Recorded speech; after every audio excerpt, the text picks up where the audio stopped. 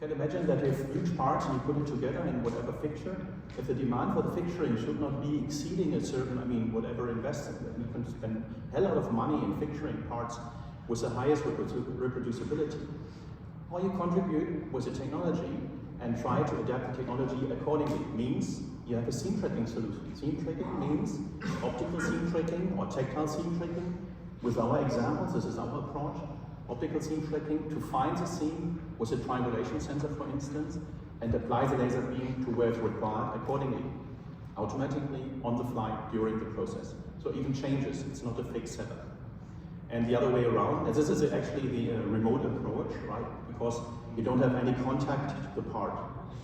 Then we have a tactile seam tracking. This is something which is established since more than 20 years. We have been inventing this, and this was the technology we have started early 2000, and we hold the patent for up to 2021. Tactile process means the wire itself is guiding the beam, but therefore I can explain it to you later on in an example. But first of all, we talk about the optical seam tracking, and in this movie you see the functionality here.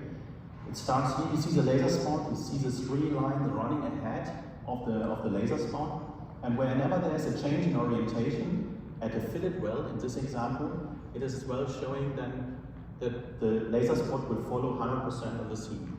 This is a way how we consider optical seam tracking, and this is a principle. In practice, let's say for a steel door welding, for example, it looks like that. You see a robo unit, you see a remote welding head, you see a lot of splitters because in a certain distance, the laser is applied to the part and doing the welding. But how does it find the seam, the fillet weld? How is it found in this door halo, for instance?